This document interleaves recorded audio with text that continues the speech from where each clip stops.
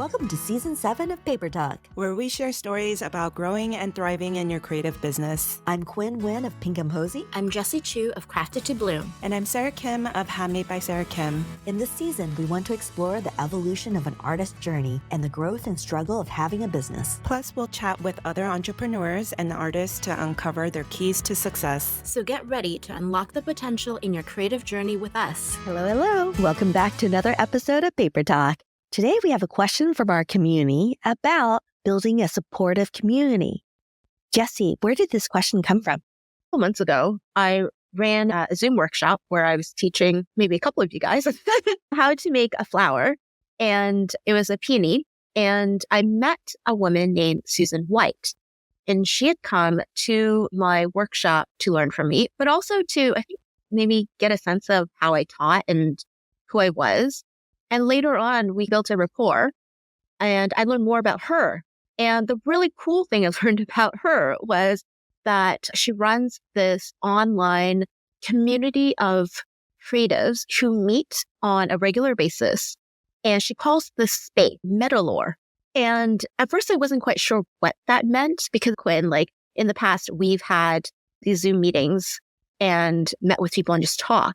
But it sounded like it was more than that. It was a place for people to feel safe about what they were doing, sharing everything. They were sharing anything and everything. So it wasn't just techniques and it wasn't about techniques. I think that was a really important thing was that it wasn't about how do I get from A to B? How do I make this painting look better? Or how do I make the center of this flower? It wasn't that type of discussion that was encouraged.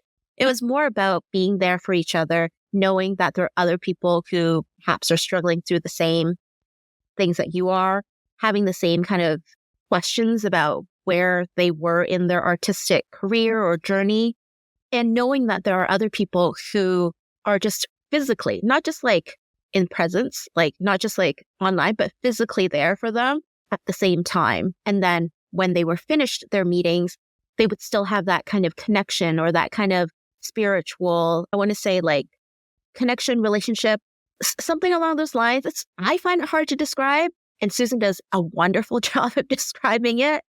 But it made me think about the fact that not all of us are actually looking for mentorship or coaching, even though we think we are. Sometimes we think, I need to be more accountable. But that might not actually be what we need. We just think that's what we need. And so we go off and look for a mentor. We go off and look for somebody to coach us. And perhaps that is what you need. But I think most of us as creatives, we know what we need to do. A lot of times what we question is really ourselves. We question our journey. We question our practice. We question about what we're doing. And it's normal human things, but it's not like you can pay someone to help you with those things. You know what I mean? And that's when you need to find a group of people or connections that you can have that can feed into that type of self-reflection. And that's what essentially what I understand Metalore or a community like that is. But even personally, when I was talking to Susan about it, I realized that myself, I'm not looking for anything specific, nobody to guide me, to tell me what to do, or every time I go to this group, there's some homework I have to do. That's not necessarily what I'm looking for. But on those days where I'm lost, where I feel lost, or when I've done a huge project, I'm done, and then I'm like, oh my God, where do I go from here? That kind of question isn't so much about really, where do I go from here? It's really about trying to find that connectedness with other people who perhaps would be able to give me some insight into myself. And sometimes having that kind of friendship, I would say, with someone who might be going through the same thing, there's an understanding. And so finding a community of people wherever, Metalore, online, wherever, I think it helps with us as people to grow, right? Because you get that mirror from other people in a safe space. Yeah, I couldn't agree more. Having a group of people, even if they don't do the exact same that you're doing, but they have the same mindset as you, is so incredibly important to be supportive in your journey to wherever you're going. Because if you have a great group of people that are cheering you on, being supportive, you can only grow from that. And for people to offer you, to question you, to give you support whenever you need it, is so critical in growing your business, growing who you are as an artist, because it's so important for people to say, hey, I really love what you're doing. And it's affirming what you already know and think, and it's pushing you forward. Or maybe someone will stop you and say, hey, have you thought about this? Or why are you doing that?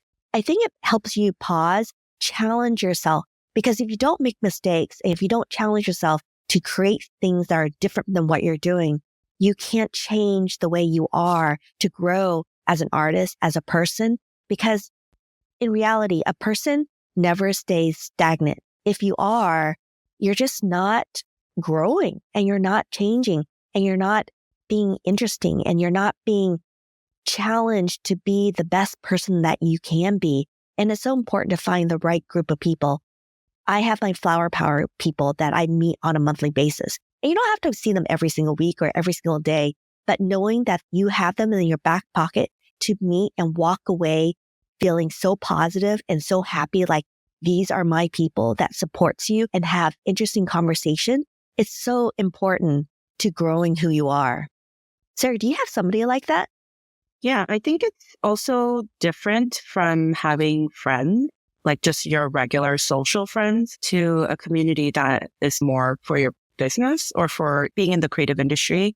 I think it's different because I have a handful of friends that are just like my childhood friends, or like people that have been with me in life. But that looks so different because I bore them with some business ideas and my next art idea or whatever, right? And they're supportive, but they're not like fully understanding or even telling me what I probably need to hear. They're all going to be actually too supportive. They're going to be like, oh, you're doing a great job. But then I'm not doing a great job, you know? Yeah, actually, I went through like a phase of like different people that I would meet regularly. Like initially, I used to meet up with a group of wedding industry people just because I was in the wedding industry at one point when I was doing like bridal accessories and doing paper flowers specifically for weddings. I guess more recently, like I would hang out with people that would do workshops. So a lot of workshop teachers, they're not necessarily paper flower workshops. They're like just random. So some do like watercolor, some do lettering. That's like a different type of community that I would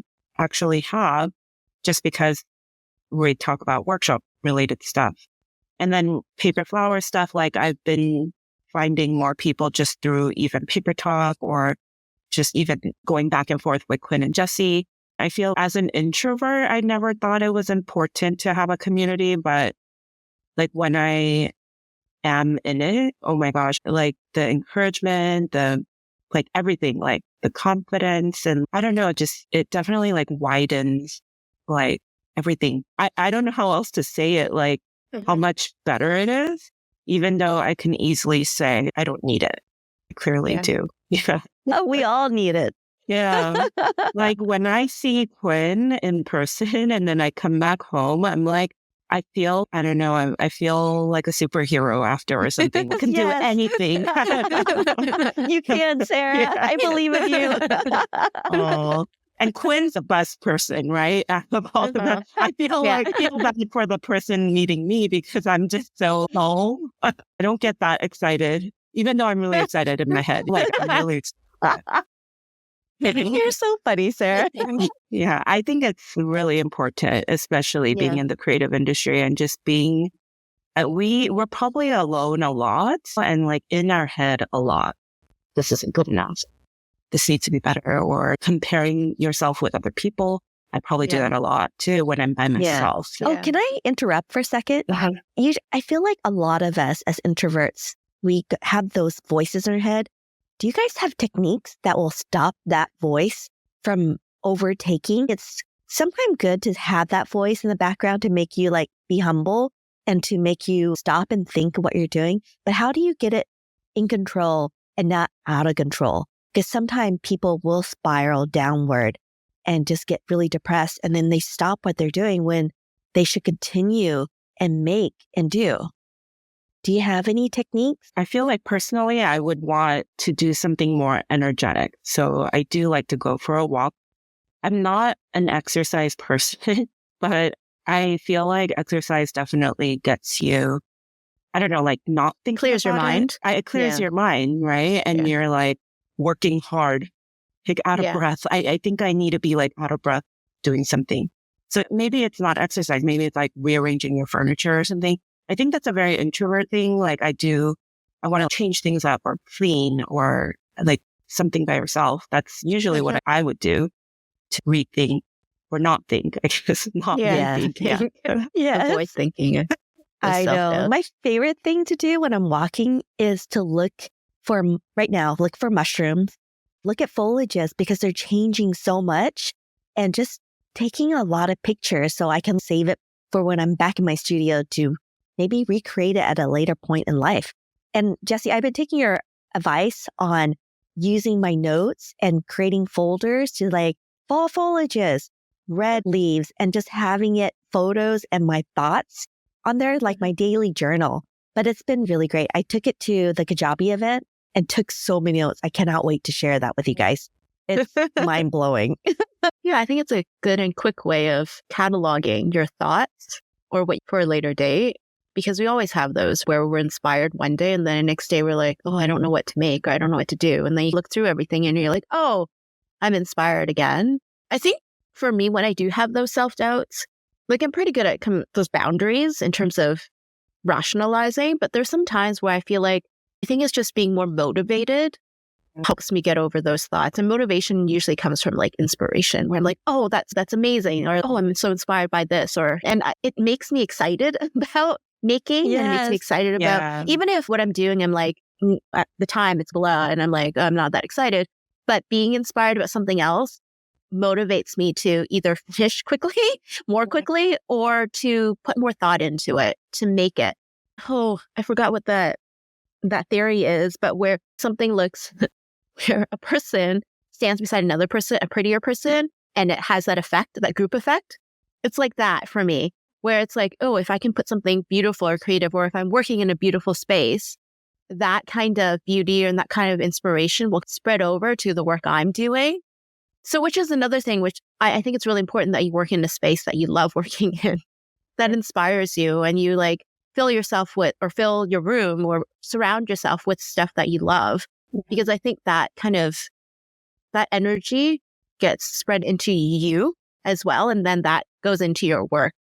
So that's how I get over the self-doubt. Everyone doubts, by the way. I find my most challenging works, there's always that time, that moment where you have the most self-doubt. You're like, where do I go from here? You're at a crossroad and you're like really doubting yourself. And it's hard to get over that hump.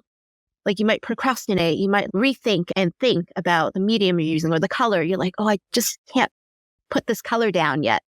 But I find stepping away and finding something really inspiring that puts you in a good mood. And then when you go back to your desk, I think you have a little bit more confidence to, okay, I can do this and get through this hump. But yeah, I think similar to what Sarah was saying, essentially is step away and do something that makes you clear your mind, think about something else, boosts your energy, your motivation, your confidence. I mean, it could be anything that makes you comfortable, and then go back to it and try again. Yeah. Sometimes I'm stuck home all day with me and myself, and I just need to go and see people, like we were talking about, community. And sometimes that's it. That's all I needed to do. I just needed to go out and eat with someone else and actually really set in my ways. And I think the older I get, that's how I feel. So I get it. Like the older people that want to just be home, like they're like homebodies, and you lose connection with people. But I think, that's actually sad. And that's what makes me self-doubt. Yeah, you're too much in your brain.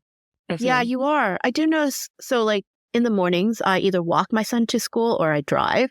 And I drive when my husband's not able to, when he's like downtown. So it's just me in the morning with the two boys. And I do find it makes a difference. Like on those days that I just drop both of them off, it's like often rushed. And we hop out of the car, drop them off, come back into the car, and then I drive to the other school, and my son pops out, and then I drive home. But then on the days that I actually walk one of my sons to school, it's maybe 7-8 minute walk. But that walk there, drop them off, and then walk back home, that, I don't know, I feel like it makes a difference in the start of my day. I feel more connected because during my walk, I see people, we smile. We might not say hi, but that connection that, oh, hi, good morning. Or even like the other day, I don't know why, I actually felt really good after that talking to one of the parents, and it was literally for 2 minutes. And it was about her daughter, and her daughter was struggling with the mornings. And we just chatted a bit because my son Killian had major issues in the mornings last year as well for 5 months. So we chatted a little bit, but that was it, like literally like a minute, and it was off. But then afterwards, I was like, oh, I feel good. I feel good being able to connect with somebody about something that really is important.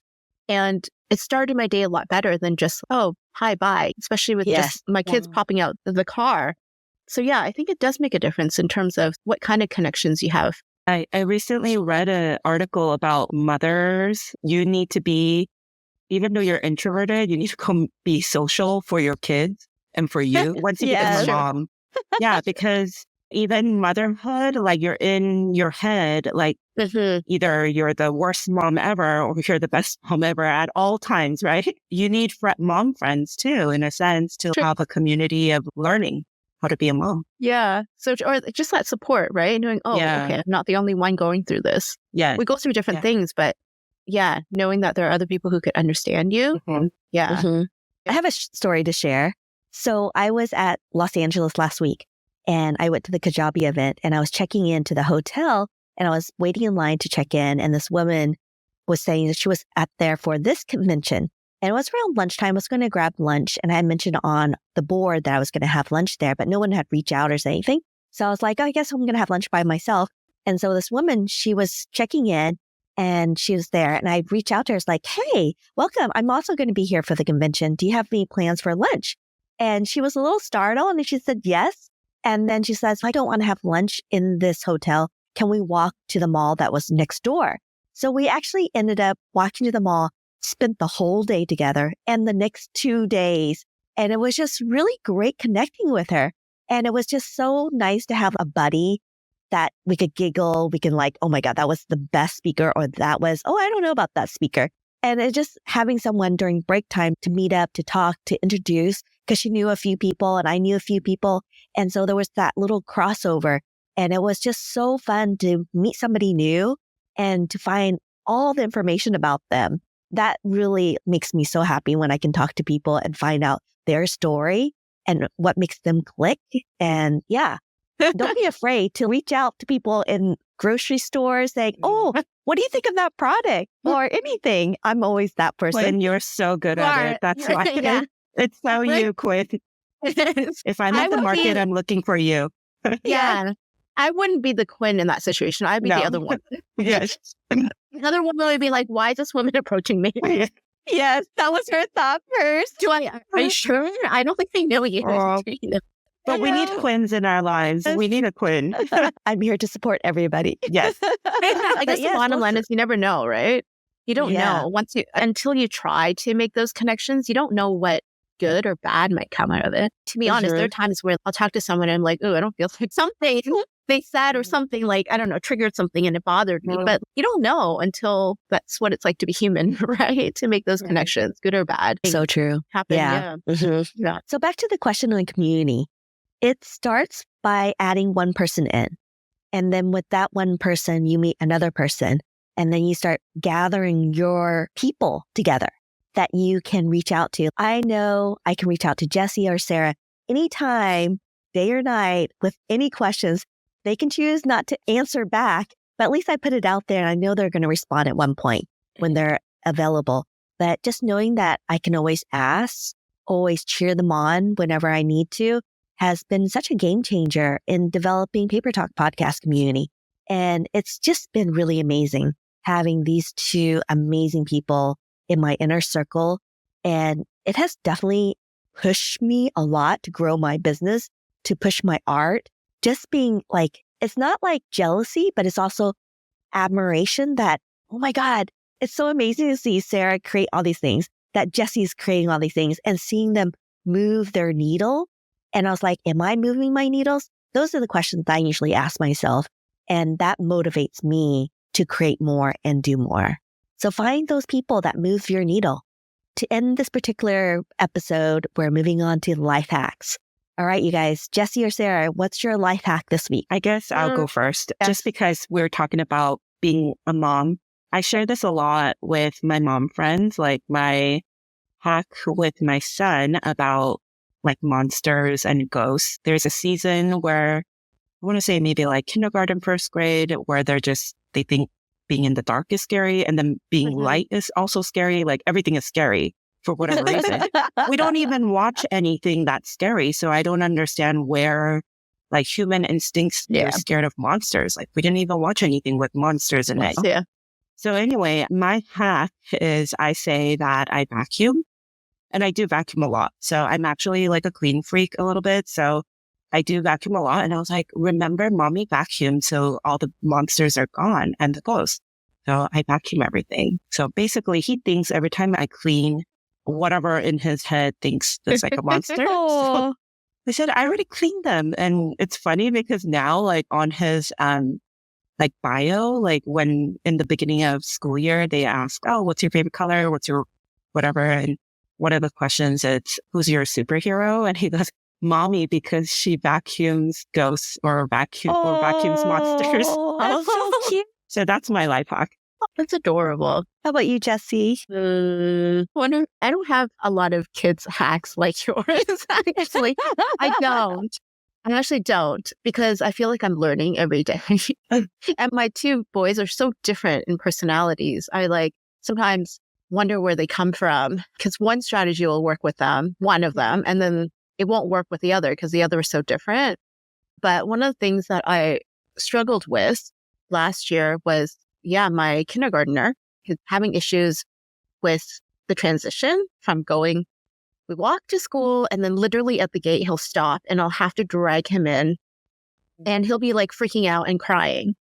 And then they go behind the fence, and then they wait until the bell rings, and then the teacher comes out, and the teacher will hold his hand and whatnot. But for the longest time, I was like trying to find a way to get him to, I guess, feel less scared, because he says he's scared. At their age, they don't really know what's scared. They use the word scared for many different things. And so I don't think he was actually scared, because he knows the people, he goes in and does this routine and he's perfectly fine. But it's that anxiety of what's going to happen, like separation anxiety. And I think also a bit of, he's very self-conscious. So he's self-conscious as everyone looks at him. So he's one of those kids where he has to get there first. He can't get there last. If he gets there last, he'll be really self-conscious and really nervous. But if he gets there first, nobody's looking at him, right? For example, today, he didn't even want to wear his Halloween costume because he actually didn't say he was scared. He said to me, oh, no, he was scared. He was like, I'm scared of what other kids will think of my costume. Mm-hmm. And I'm like, oh, no, like that's just so him, where he's so self-conscious about what other people think. So one of the things that I try to encourage him to do is encourage him to be happy before we go to school. So one thing is we play they have a kids mixtape, and we have a Yoto. So they get to control what they listen to, but they listen to Perry Grip.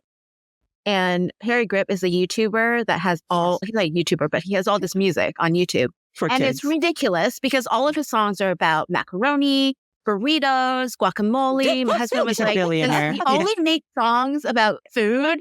And if you think about it, what else do kids know? Adults make love songs. That's all we hear to know about is love. But for kids, they don't know any of that. So they talk about, so they sing about macaronis and guacamole and burritos and whatnot. You can tell this guy's American, right? Because it's not a Canadian thing or UK thing. Anyway, so that's what they do in the morning. And then we scooter to school. So I bought him a scooter in May of last year. And at first he was very hesitant. He's not very coordinated sometimes, but he fell in love with it. And he's so confident on it that every time he goes on it, he does tricks, quote unquote, tricks and stuff. But he goes to school with it and he's like flying through 2 minutes. He gets there and he's so happy. He gets there, he's so happy. He's so confident. He knows that he's like the bomb, scootering to school as a JK. And he feels really comfortable about himself. And on those days that we don't scooter, I find that he is a little bit more hesitant. But on the days that he is scootering, the bottom line is finding whatever they're confident with to fill them with that confidence, with that joy before going to school to overcome the anxiety. Because a lot of it is about not having confidence, feeling intimidated, separation anxiety about what might come because they don't have enough experience. They don't know what's going to happen.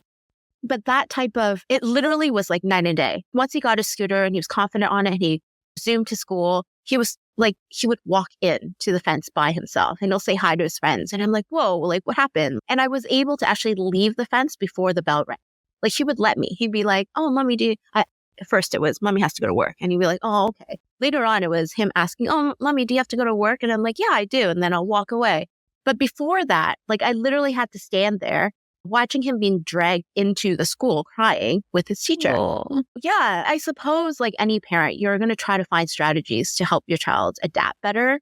But what has worked for my really self-conscious, shy child is in building his confidence in small ways.